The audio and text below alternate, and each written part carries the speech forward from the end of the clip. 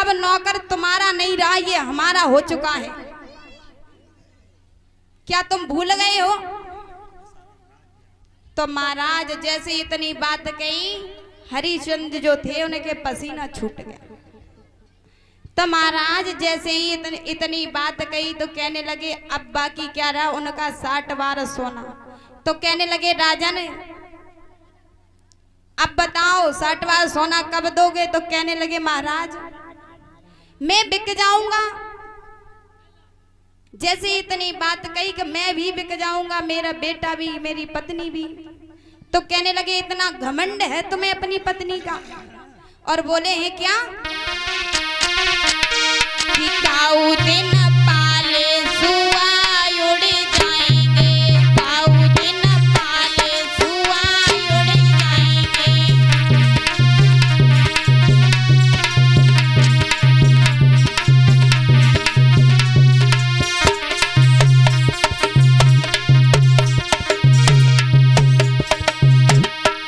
बोले विश्वामित्र जी राजा हरिश्चंद्र से इतना गर्व कर रहे हो तुम अपनी पत्नी पर, तो सुनो राजन। हरि काऊ दिन पाले सुआ उड़ जाएंगे, काऊ दिन पाले सुआ उड़ जाएंगे।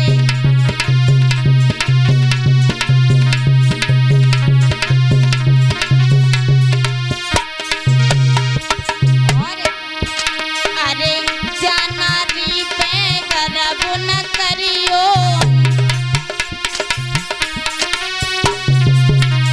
अरे जात्रिया पे गर्व न करियो।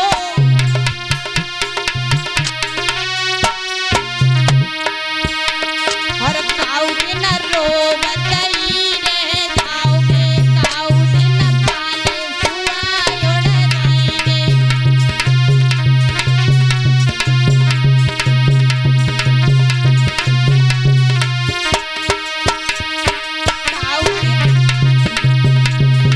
काऊ दिन पाले सुआ उड़ जाएंगे, काऊ दिन पाले सुआ उड़ जाएंगे।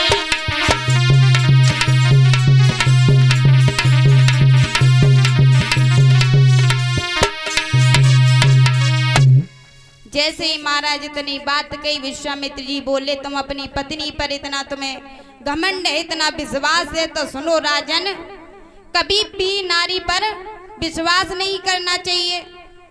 तो कहने लगे महाराज मैं एक बार अपनी पत्नी से पूछ करके आऊं। तो पहुंचे हैं अपनी रानी तारा के पास।